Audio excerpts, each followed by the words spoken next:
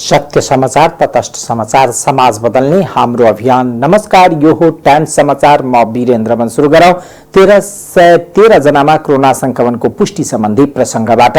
नेपालमा शुक्रबार थप 1313 जनामा कोरोना संक्रमणको पुष्टि भएको छ।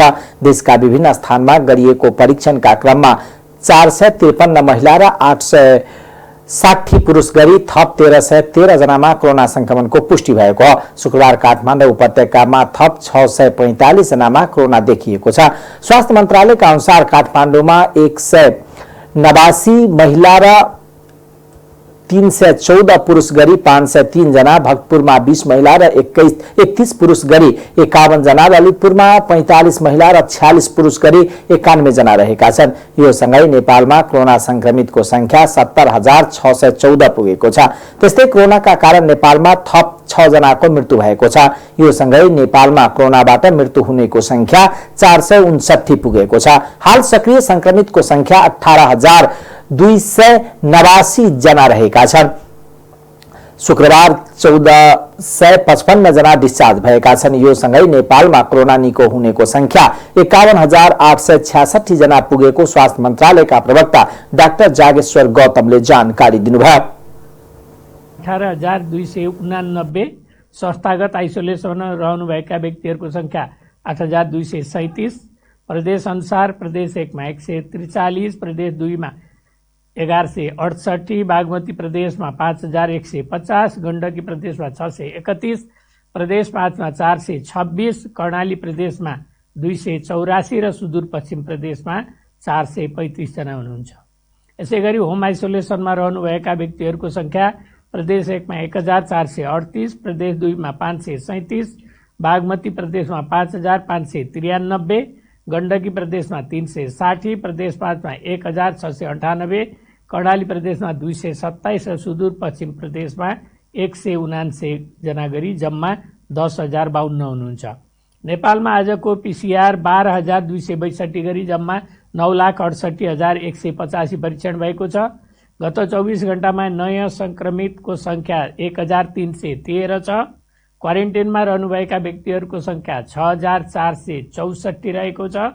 प्रदेश अनुसार प्रदेश 1 मा 752, प्रदेश 2 मा 279, बागमती प्रदेशमा 569, गण्डकी प्रदेशमा 509, प्रदेश 5 मा 1,437, कर्णाली प्रदेशमा 649 र सुदूरपश्चिम प्रदेशमा 2,269।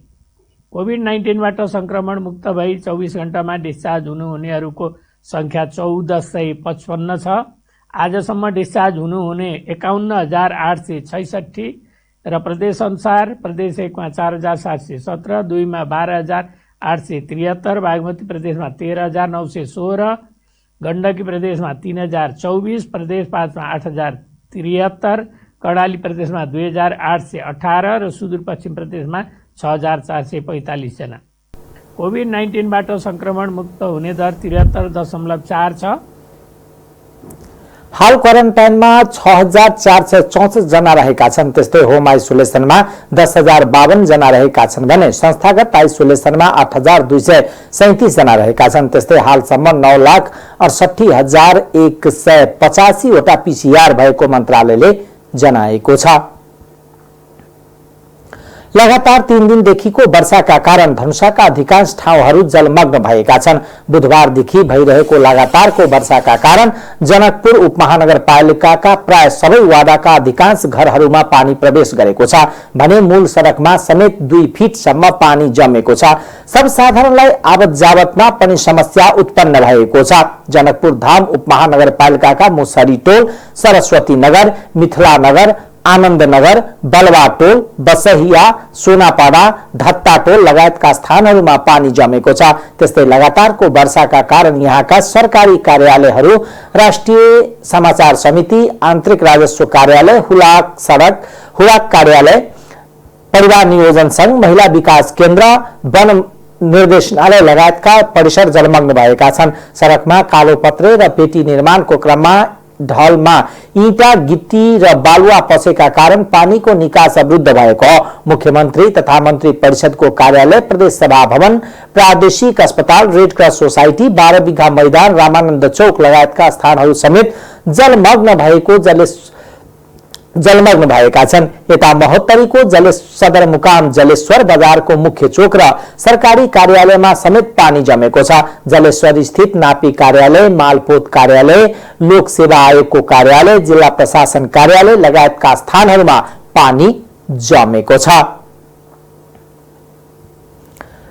हुम्लामा मिचिएको नेपाली भूमिबाट तात्काल फिर्ता जाऊ चीन भन्दै जनकपुरमा युवाहरूले विरोध प्रदर्शन गरेका छन्। चीनिया पक्षले हुम्लाको नामखाक गाउँपालिका 6 लिमा गाउँ स्थित ल्याप्चामा 9 वटा घर बनाएपछि जनकपुरमा युवा नेपाल समिति प्रदेश नम्बर 2 ले विरोध प्रदर्शन गरेको हो। युवा नेपाल समिति प्रदेशका 2 का संयोजक मोहन सिंहको नेतृत्वमा प्रदर्शनमा सहभागीहरूले चीन विरुद्ध नाराबाजी समेत गर्दै ब्याक अप चीन, चिनिया अतिक्रमण बन्द गर, मिचिएको नेपाली भूमि फिर्ता गर, पुरानो सन्धि लागू गर, चाइनिज साम्राज्यवाद मुर्दाबाद, केपी ओली मुर्दाबाद, चाइनाको दलाल परराष्ट्र मन्त्री प्रदीप गेवाली मुर्दाबाद लगायतका नारा लगाएका थिए। युवाहरूको समूहले चाइनिज अतिक्रमण विरुद्ध निकालेको विरोध रैली जनकपुर धामको रामानन्द चौकबाट सुरु भई जनक चौकमा पुगेर कोन सभामा परिणत भएको थियो। कोन सभामा नेपाली कांग्रेसको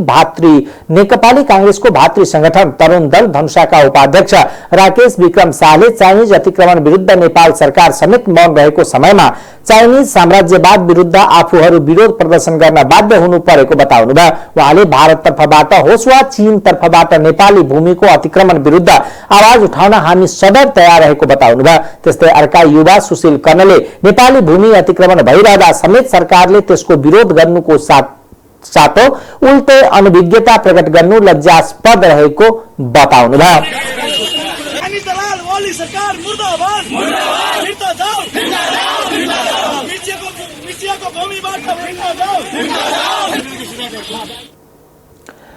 विद्यार्थीहरूलाई लकडाउन अवधिभरको शिक्षण शुल्क र घर भाडा मिन्हा गर्नुपर्ने माग गर्दै राष्ट्रिय विद्यार्थी संघले धनुषाका प्रमुख जिल्ला अधिकारीलाई ज्ञापन पत्र बुझाएको छ।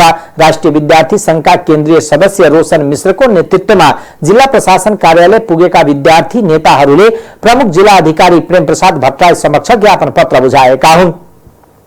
कोरोना संक्रमणका कारण समग्र विश्व नै आक्रान्त रहेको समयमा नेपाल समेत यसबाट प्रभावित भएको र देश पनि ठप्प रहेको अवस्थामा स्कूल क्याम्पसहरूले विद्यार्थीहरूसँग जथाभावी शुल्क वसूल गरिरहेको थुप्रै गुनासाहरू आइरहेकोले त्यस्ता समस्याको समाधानका लागि आफूहरूले प्रमुख जिल्ला अधिकारीलाई ज्ञापन पत्र बुझाएको राष्ट्रिय विद्यार्थी संघका दिनेश यादवले जानकारी दिनुभयो।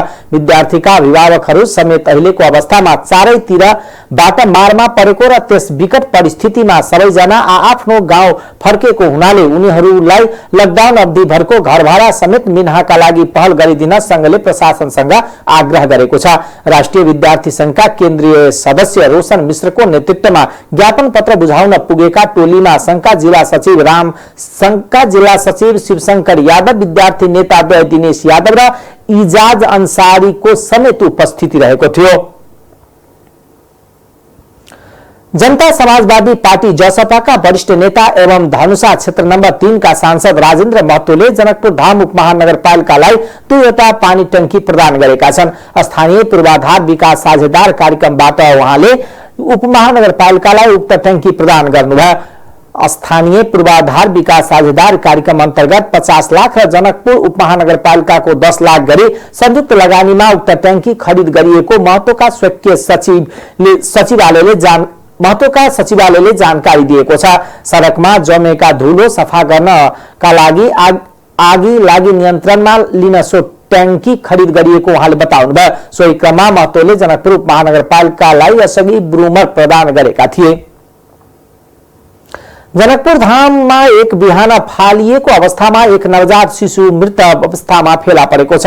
जनकपुर धाम उपमहानगरपालिकाका पिरारी चोक भन्दा उत्तर राजमार्ग छेउमै बच्चा फालिएको अवस्थामा फेला परेको हो। मुजेलिया र पिरारी चोकमा बीचमा रहेको विश्वकर्मा मन्दिरको पश्चिमतर्फ बच्चा फालिएको अवस्थामा भेटिएको हो।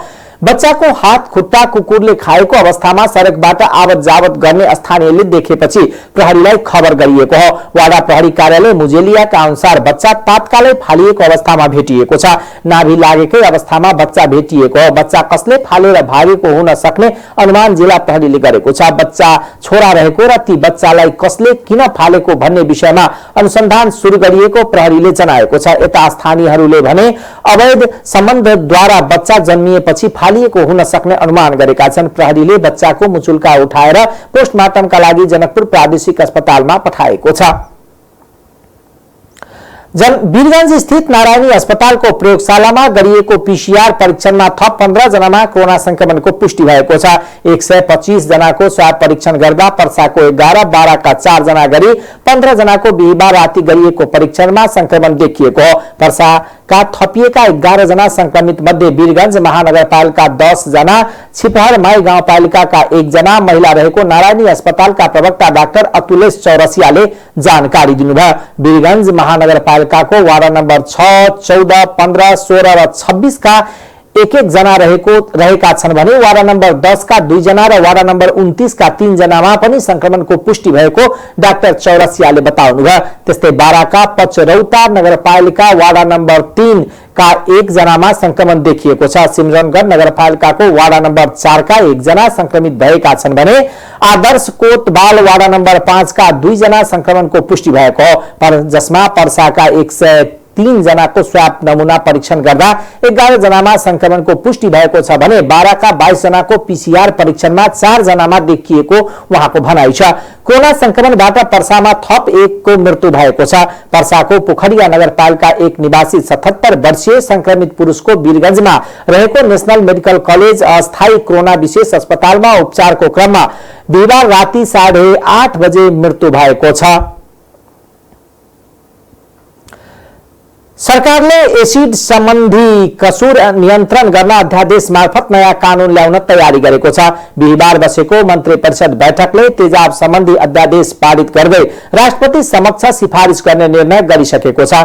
मन्त्री परिषदबाट पारित फौजदारी कसुर तथा फौजदारी कार्यविधि सम्बन्धी केही ऐन संशोधन गर्न बनेको अध्यादेशमा पहिले भन्दा कड़ा प्रावधान समेटिएको छ। फौजदारी अपराध संहिताको दफा 192 र 193 संशोधन गरी तेजाब फ्याके, छड्किए, खन्याए वा प्रयोग गरी वा सेवन गराएर अंगभंग वा शारीरिक क्षति पुर्याउने व्यक्तिलाई 20 वर्षसम्म कैद र 10 लाख रुपियाँसम्म जरिवाना निर्धारण गरिएको छ। यो सजाय 1 दिन पनि माफ मिन्हा नहुने र पूरै अवधि जेल बस्नुपर्ने प्रावधान राखिएको छ। तेजाब आक्रमणको दोषीलाई कारबाही, पीडितको सम्पूर्ण उपचार, शिक्षा र जीविकाको प्रबन्ध गर्ने गरी कानूनी व्यवस्था गर्ने प्रावधान समेटेर फौजदारी अपराध संहिताको दफा संशोधन गरिएका हुन्। कानून मन्त्रालयले सम्बन्धित सरकारवालाहरूसँगको परामर्शपछि कानूनको मस्यौदा तयार पारेर मन्त्री परिषद मार्फत पारित गरेको हो। संशोधन संहितामा तेजाब प्रयोग गरेर एउटा आँखा, एउटा कान जले, क्षति पुगे, अनुहार कुरूप भए, एउटा स्तन जले, दुवै हात जली काम नलाग्ने भएमा, गोडा पूर्ण रूपमा जलेर काम नलाग्ने भएमा, टाउको कुनै भाग मेरुदण्ड जलेमा 7 देखि 10 वर्ष कैद, 7 लाखदेखि 10 लाखसम्म जरिवाना निर्धारण गरिएको छ। त्यसैगरी तेजाब छ्यापेर शरीरको कुनै अंगमा क्षति भए कसुरको प्रकृति अनुसार 5 देखि 10 वर्षसम्म कैद र 1 लाखदेखि 5 लाख जरिवाना निर्धारण गरिएको छ। प्रधानमन्त्री ओलीले भदौ 25 मा एसिड आक्रमणमा परेकाहरूसँगको छलफलमा एसिड आक्रमण गर्ने विरुद्ध नयाँ कानून ल्याउने बताएका थिए। सोही अनुरूप सरकारले अध्यादेश ल्याएर नयाँ कानून ल्याएको हो। एसिड आक्रमणमा परेका पीडितको निशुल्क उपचार गर्ने सम्म जिम्मा सरकारले लिने भएको छ। प्रतिनिधि सभा अन्तर्गतको महिला तथा सामाजिक समितिले कोरोना महामारीले समाजमा परेको प्रभावको अध्ययन गर्न सरकारलाई निर्देशन दिएको छ। सिंहदरबारमा शुक्रबार बसेको समिति बैठकले कोरोना महामारीको असरको अध्ययन गर्दै समुन्नत सामाजिक बहावमा गुणात्मक अभिवृद्धिको कार्य सम्पादन गर्न मन्त्री परिषदको कार्यालय, गृह मन्त्रालय र महिला बाल बालिका मन्त्रालयलाई निर्देशन दिएको हो। त्यस्तै महामारी सम्बोधनका लागि पुराना कानून भए पनि अहिलेको अवस्थामा नयाँ कानून र नीतिगत व्यवस्था गर्न र गराउनका साथै उल्लेखित विषयहरूमा लैंगिक पाटोलाई समेत विशेष ध्यान दिन बैठकले सरकारलाई निर्देशन दिएको छ। महामारीको प्रभाव सबैभन्दा बढी अस्थायी खालका काममा संलग्न श्रमिक तथा विपन्न वर्गमा परेको र महामारीका कारण यस्ता वर्गको दैनिक जीवनयापन कठिन भएको भन्दै तत्काल कोरोनाले प्रभाव पारेको समुदायको तथ्याङ्क र स्थानीय तहले अभिलेखीकरण गरी आवश्यकता अनुसार सहयोग गर्नुपर्ने देखिएकोले अभिलेखीकरण र आवश्यक सहयोग गर्न पनि सरकारलाई निर्देशन दिएको समिति सभापति निरु देवी पालले जानकारी दिनुभयो। बैठकले पीसीआर परीक्षणका लागि हालै शुक्रबार अस्पतालमा भिड देखिएको भन्दै महिला बालबालिका ज्येष्ठ नागरिक र फरक रूपले सरल अपाङ्गता भएका व्यक्तिलाई प्राथमिकतामा राख्न स्वास्थ्य मन्त्रालयलाई निर्देशन दिएको उहाँले बताउनुभयो। बहावमा गुणात्मक अभिवृद्धिको कार्य सम्पादन गर्न नेपाल सरकार प्रधानमन्त्री तथा मन्त्री परिषदको कार्यालय, गृह मन्त्रालय, महिला बालबालिका तथा ज्येष्ठ नागरिक मन्त्रालय, स्वास्थ्य तथा जनसङ्ख्या मन्त्रालय, राष्ट्रिय योजना आयोग लगायत सम्बद्ध निकायहरूलाई निर्देशन गर्दछ। 2. महामारी विपदकै ठूलो रूप वा फैलावट पनि हो। सबै विपदले महामारी सिर्जना गर्दैनन्, तर महामारीले अवश्य नै विपद सिर्जना गर्दछ। हामीसँग विपदलाई सम्बोधन गर्न केही पुराना नै भए पनि कानुनी, नीतिगत, रणनीतिगत एवं संयन्त्रहरू रहेता पनि महामारी सम्बोधन गर्न कानुनी, नीतिगत, रणनीतिगत एवं संयन्त्रगत व्यवस्था गर्नु आवश्यक देखिन्छ। तसर्थ समितिको यो बैठक उल्लेखित विषयवस्तुमाथि गम्भीरतापूर्वक ध्यानाकर्षण गराउँदै महामारी सम्बोधनका लागि कानुनी, रणनीतिगत व्यवस्थापन गर्न, गराउन र उल्लेखित कुराहरूमा लैंगिक पाटोलाई समेत विशेष ध्यान दिन नेपाल सरकार प्रधानमन्त्री तथा मन्त्री परिषदको कार्यालय, गृह मन्त्रालय, महिला बालबालिका तथा ज्येष्ठ नागरिक मन्त्रालय, राष्ट्रिय योजना आयोगलाई निर्देशन गर्दछ। 3. महामारीको प्रभाव सबैभन्दा बढी अस्थायी खालका काममा संलग्न श्रमिक वर्ग, घरेलु श्रमिकहरू, वैदेशिक श्रमबाट फर्केका मानिसहरू एवं विपन्न वर्गहरूमा परेको देखिन्छ। महामारीमा यी वर्गहरूको जीवनयापन चुनौतीपूर्ण भएकोले यस्ता वर्गहरूको तथ्याङ्क स्थानीय तहले अभिलेखीकरण गरी आवश्यकता अनुसार सहयोग गर्नुपर्ने देखिएकोले उल्लेखित वर्गको अभिलेखीकरण गर्ने कार्यलाई प्राथमिकताका साथ गर्ने र आवश्यकता अनुसार सहयोग उपलब्ध गराउने व्यवस्था मिलाउन समिति नेपाल सरकार प्रधानमन्त्री तथा मन्त्री परिषदको कार्यालय, महिला बालबालिका तथा ज्येष्ठ नागरिक मन्त्रालय र संघीय मामिला तथा सामान्य प्रशासन मन्त्रालयलाई निर्देशन गर्दछ। पीसीआर परीक्षणका लागि हालै शुक्रराज ट्रपिकल तथा सरुवा रोग अस्पतालमा देखिएको चापलाई मध्यनजर गर्दै महिला बालबालिका ज्येष्ठ नागरिक र फरक रूपले सबल अपाङ्गता भएका व्यक्तिहरूको पीसीआर परीक्षण कार्यलाई प्राथमिकता दिई कार्य सम्पादन गर्न समिति स्वास्थ्य तथा जनसङ्ख्या मन्त्रालयलाई निर्देशन गर्दछ। बैठकमा सांसदहरूले कोरोनाबाट प्रभावित समूहलाई स्थानीय तहबाट सहयोग गर्नुपर्ने बताउनुभयो। कोरोनाका कारण घरमै बस्नुपर्ने बालबालिकाहरूलाई मानसिक शारीरिक असर पर्ने देखिएकोले यस विषयमा राज्यले उचित ढंगले सम्बोधन गर्नुपर्ने उनीहरूको भनाइ छ। प्रमुख प्रतिपक्षी नेपाली कांग्रेसको भातृ संस्था नेपाल विद्यार्थी संघले अनसनरत डाक्टर गोविन्द केसीका मागमा एकबद्धता जनाउँदै तत्काल जायज माग पूरा गर्नुपर्नेमा जोड दिएको छ। शुक्रबार नेपाल विद्यार्थी संघका अध्यक्ष राजीव ढुङ्गाना नेतृत्वको पदाधिकारी सहित प्रतिनिधि मण्डलले अनसनरत डाक्टर केसीलाई त्रिवी शिक्षण अस्पताल पुगेर भेट्दै केसीका मागमा एकबद्धता जनाएको हो। डाक्टर केसीले उठाएका चिकित्सा शिक्षा सुधारका सबै मागमा नेवी संघले एकबद्धता जनाएको नेवी संघका अध्यक्ष राजीव ढुङ्गानाले जानकारी दिनुभयो। सरकारले डाक्टर केसीसँग तुरन्त वार्ता गरी मागहरू सम्बोधन गर्नुपर्ने उहाँहरूको भनाइ छ। डाक्टर केसीले उठाएका मुद्दाहरू जनताको मुद्दा भएको भन्दै सरकारले माग पूरा गर्नुपर्ने मा दमन गरेको भन्दै उहाँले तत्काल केसीले उठाएको माग पूरा गर्न सरकारको ध्यानाकर्षण गराउनुभयो। ऐक्यबद्धता जाहेर गर्न आएका हौं र ऐक्यबद्धता मात्रै होइन, हाम्रो पूर्णतः साथ र सहयोग पनि रहनेछ। डाक्टर गोविन्द केसी एउटा जो कर्तव्यनिष्ठ नागरिक हुनुहुन्छ, जो उच्च नैतिक बलले युक्त हुनुहुन्छ, हामी सबै नेपाली युवाहरूको लागि प्रेरणाको स्रोत हुनुहुन्छ र उहाँले उठाएका मुद्दाहरू कुनै उहाँको निजी मुद्दा होइनन्, सम्पूर्ण नेपाली जनताको मुद्दा हुन् र नेपाली जनताको मुद्दालाई लिएर एउटा सत्याग्रहीले यसरी आवाज उठाउँदै गर्दा त्यो आवाज सुन्नको साटो सरकारले उहाँमाथि दमन गर्ने जुन नीति अपनाइरहेको छ त्यसप्रति हामी यो ओली सरकारप्रति घोर भर्त्सना व्यक्त गर्न चाहन्छौँ। सरकार उहाँको जीवन रक्षामा चाहिँ गम्भीर बनोस् र उहाँले उठाउनुभएका मुद्दाहरू जुन नेपालको ग्रामीण दूरदराज क्षेत्रमा पनि नेपाली जनताले सहज रूपमा स्वास्थ्य सेवा पाउनुपर्छ, नेपाली जनताका छोराछोरीले सहज र सुलभ रूपमा चिकित्सा शिक्षा प्राप्त गर्न पाउनुपर्छ लगायत जनताका जुन मुद्दाहरू छन्, जनताका मुद्दा चाँडोभन्दा चाँडो पुरा गर्न सरकार लागोस्। जति सरकारले ढिलो गर्छ त्यति सरकारलाई नै क्षति हुन्छ। भोलि सम्पूर्ण नेपाली जनता झुरमुराएर सडकमा आउनुपर्ने स्थिति नआओस्। त्यसले चिकित्सा क्षेत्रको सुधारको माग गर्दै 19औं पटक अनसन बस्नुभएका डाक्टर केसीको 12औं दिनसम्म पुग्दा स्वास्थ्य कमजोर हुँदै चिकित्सकहरूले जनाएका छन्। औषधि व्यवस्था विभागले कोरोना संक्रमितको उपचारमा प्रयोग हुने कुनै पनि औषधिको अभाव नरहेको जनाएको छ। स्वास्थ्य मन्त्रालयले शुक्रबार आयोजना गरेको नियमित पत्रकार सम्मेलनमा विभागका महानिर्देशक नारायण ढकालले कोरोनाको उपचारमा प्रयोग हुने कुनै पनि औषधि अभाव नरहेको बताउनु भएको हो। सबै अस्पतालमा ती औषधिहरू रहेको भन्दै उहाँले उपचारमा प्रयोग हुने औषधिको गुणस्तरमा पनि ढुक्क हुन आग्रह पनि गर्नुभयो। कोरोनाका गम्भीर बिरामीलाई चिकित्सकको निगरानीमा र बिरामीको इच्छा बमोजिम मात्र रेमडेसिभिर दिन गरिएको उहाँले बताउनुभयो।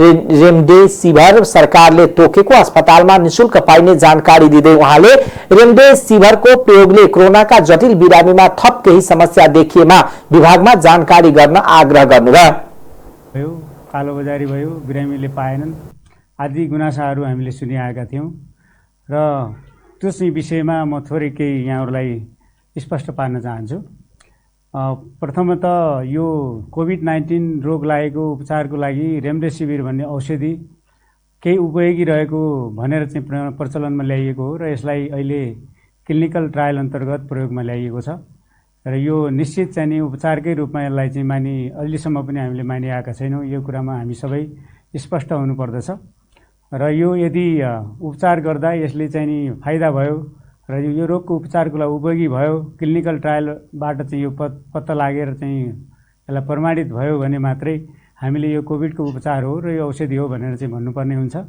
र यो विषयमा चाहिँ सबै चाहिँ श्रोता र सबै जिज्ञासुहरूले पटक पटक सोधेको हुँदाखेरि अब कोभिडको औषधि नेपालमा आइसक्यो, वितरण भयो, सरकारले दिएन या चाहिँ विभिन्न तरिकाले उपलब्ध भएन, औषधि विभागले अनुमति दिएन भन्ने गुनासो जुन छ यसमा चाहिँ सबैजना ढुक्क हुनु होला। यसलाई चाहिँ चिकित्सकीय निगरानीमा र बिरामीको इच्छा बमोजिम र सरकारबाट स्वीकृत प्राप्त कोभिड ट्रिटमेन्टको लागि चाहिँ भनिएका तोकिएका अस्पतालमा र नेपाल स्वास्थ्य अनुसन्धान परिषदको अनुसन्धान अन्तर्गत रहेर जोसुकै चिकित्सकहरूले चाहिँ इच्छा जाहेर गरे पश्चात त्यस्ता बिरामीहरूलाई चाहिँ यो उपलब्ध छ र निःशुल्क उपलब्ध छ र यसलाई खरिद गरिरहनु, किन्नु पर्दैन।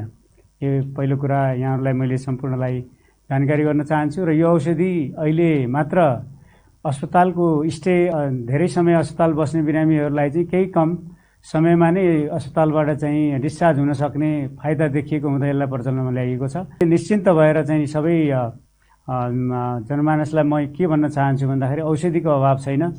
अहिलेको चाहिँ नि निश्चित रूपमा चाहिँ कोभिडको उपचारको लागि औषधि निश्चित औषधि नभए तापनि उपचारको लागि चाहिँ हामीलाई आवश्यक पर्ने अन्य थप सहयोगी औषधिहरू मात्रामा छन्।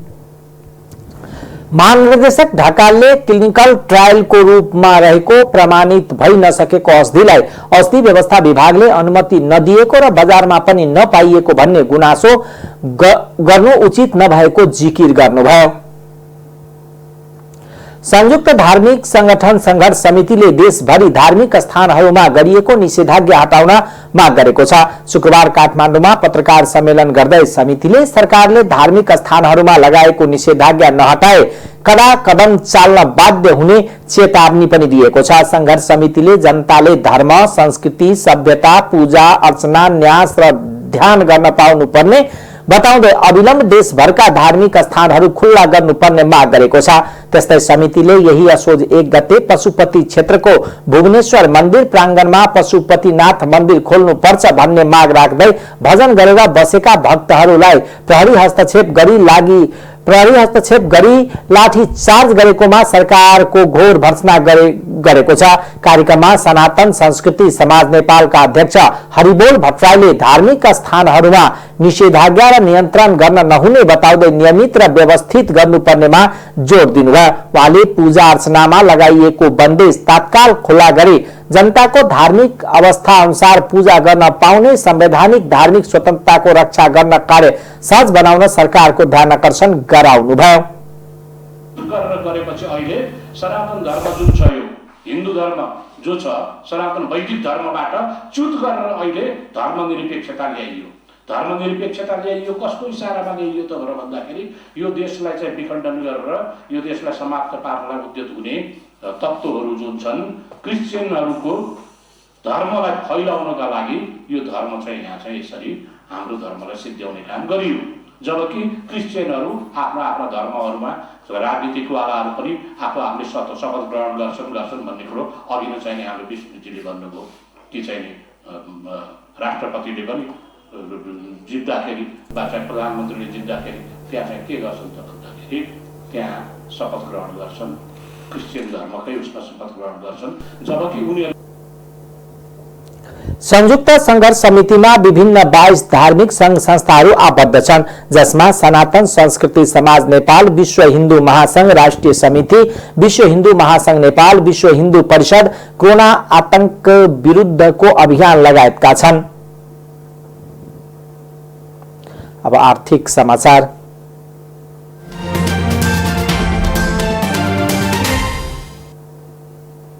धानको न्यूनतम समर्थन मूल्य निर्धारण सम्बन्धमा संघ र प्रदेश सरकार बीच छलफल सम्पन्न भएको छ। संघीय कृषि तथा पशु विकास मन्त्री घनश्याम भूषालको उपस्थितिमा मुख्यमन्त्री तथा मन्त्री परिषदको कार्यालयमा सम्पन्न छलफलले धानको न्यूनतम मूल्य निर्धारण गरी सरकारी स्तरबाटै धान खरिद गर्ने गरी योजना निर्माणका लागि प्रदेश भूमि व्यवस्था तथा कृषि सहकारी मन्त्रालयले 10 दिनभित्र विस्तृत प्रस्ताव तयार गरी संघीय मन्त्रालयमा पेश गर्ने निर्णय गरेको छ। छलफलमा किसानले उचित मूल्य उपलब्ध गराउन ग्यारेन्टीका लागि विभिन्न मोडेलहरूमाथि विचार विमर्श भएको थियो। छलफलमा मुख्यमन्त्री लालबाबु राउत, भूमि व्यवस्था कृषि सहकारी मन्त्री शैलेन्द्र शाह, राज्य मन्त्री योगेन्द्र राय यादव, प्रमुख सचिव प्रहलाद पोखरेल, भूमि व्यवस्था कृषि तथा सहकारी मन्त्रालयका अन्य पदाधिकारीहरूको उपस्थिति रहेको थियो। रुकुम पश्चिममा आवश्यकता भन्दा बढी खाद्यान्न उत्पादन भइरहेको छ। कृषि विकास मन्त्रालयका अनुसार खाद्यान्नमा आत्मनिर्भर यस जिल्लामा वर्षमा आवश्यकता भन्दा बढी खाद्यान्न उत्पादन हुने गरेको छ। आर्थिक वर्ष 76-77 में 1,70,092 जिल्लावासीलाई 34,188 मेट्रिक टन खाद्यान्न आवश्यक रहेकोमा 35,760 मेट्रिक टन खाद्यान्न उत्पादन भएको थियो। जिल्लामा वर्षेनी खाद्यान्न पुगेर बचत हुने गरेको कृषि विकास कार्यालयका निमित्त प्रमुख मीन बहादुर केसीले जानकारी दिनुभयो। गत वर्ष 1,572 मेट्रिक टन धान, गहुँ, मकै लगायतको खाद्यान्न बचत भएको थियो। जिल्लामा सबैभन्दा बढी गहुँ उत्पादन हुने गरेको छ। 4,889 हेक्टर क्षेत्रफलमा गहुँ खेती हुने गरेकोमा गत वर्ष 27,859 मेट्रिक टन गहुँ उत्पादन भएको केसीले बताउनुभयो। त्यस्तै 14,988 मेट्रिक टन मकै, 9,756 मेट्रिक टन धान र 1,011 मेट्रिक टन कोदो र 1.80 मेट्रिक टन फापर उत्पादन भएको कार्यालयले जनाएको छ। जिल्लामा मकै 4,068 हेक्टर, धान 3,048 हेक्टर, कोदो 369 हेक्टर, जौ 367 हेक्टर र फाफर 2.5 हेक्टर जमिनमा खेती हुने गरेको छ। उर्वर भूमि र बाँझो जमिनको उपयोगलाई बढाएका कारण खाद्यान्न उत्पादन बढिरहेको बताइएको छ। अब अन्तर्राष्ट्रिय समाचार।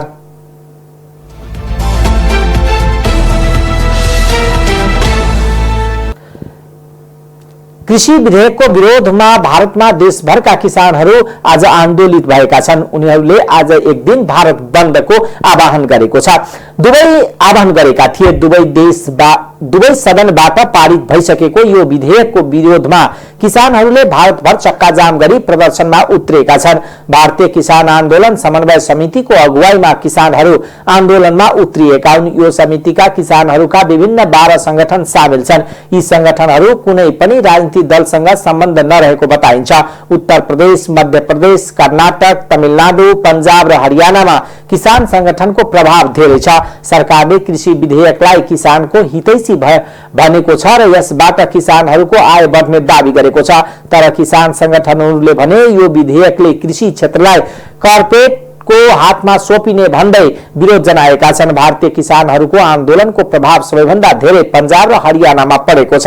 पंजाबमा बिहीबारदेखि नै रेल रोक्ने अभियान चलाइएको थियो। किसानहरू यो आन्दोलनमा राजनीतिक दल समेत साथ दिएका छन्। माओवादी पार्टीले पनि देशभर आन्दोलनका कार्यक्रम गर्ने र जिल्लाधिकारी मार्फत सरकारलाई ज्ञापन पत्र बुझाउने जनाएको छ। किसानको आन्दोलनबाट सबैभन्दा धेरै पंजाब प्रभावित हुने गरेको छ। यसपटक पनि पंजाबको 200 बढी स्थानमा प्रदर्शन हुने र सबै रेल सेवा रोक्ने घोषणा भारतीय किसान युनियनका नेताहरूले गरेको बताएका छन्। विश्वमा कोरोना संक्रमितको संख्या 3,24,01,656 पुगेको छ। पछिल्लो 24 घण्टामा विश्वमा 3,14,788 संक्रमित थपिएका छन्। एक दिन 5,872 जनाले ज्यान गुमाएका छन्। यो सँगै विश्वमा कोरोनाबाट मृत्यु हुनेको संख्या 9,87,156 पुगेको छ। शुक्रबार यो समाचार तयार पार्दासम्म 2,16,16,940 जनाले कोरोना जितेका छन्। अहिले सक्रिय संक्रमित मध्ये 63,366 जनाको स्वास्थ्य अवस्था गंभीर छ भने 74,97,560 जनाको अवस्था सामान्य छ। उनीहरूको विभिन्न अस्पतालमा उपचार भइरहेको छ। सबैभन्दा बढी संक्रमित भएको अमेरिकामा एकै दिन 45,328 जनामा कोरोनाको पुष्टि भएको छ। अमेरिकामा कोरोना संक्रमितको संख्या 71,85,444 पुगेको छ। एकै दिन 942 सहित मृतकको संख्या 2,07,538 पुगेको छ। दोस्रो स्थानमा भारतमा एकै दिन 86,052 संक्रमित थपिएका छन्। भारतमा कोरोना संक्रमितको संख्या 58,18,571 पुगेको। अहिलेसम्म 92,317 जनाले ज्यान गुमाएका छन्। भारतमा अहिलेसम्म 6,89,28,440 जनाको कोरोना संक्रमण गरिएको मन्त्रालयले जनाएको छ। त्यस्तै तेस्रो धेरै संक्रमित रहेको मुलुक ब्राजिलमा एकै दिन 32,129 संक्रमित थपिएका छन्। यो सँगै ब्राजिलमा कोरोना संक्रमितको संख्या 46,59,909 पुगेको छ। 1,39,833 जनाले ज्यान गुमाएका छन्। अब खेलकुद समाचार।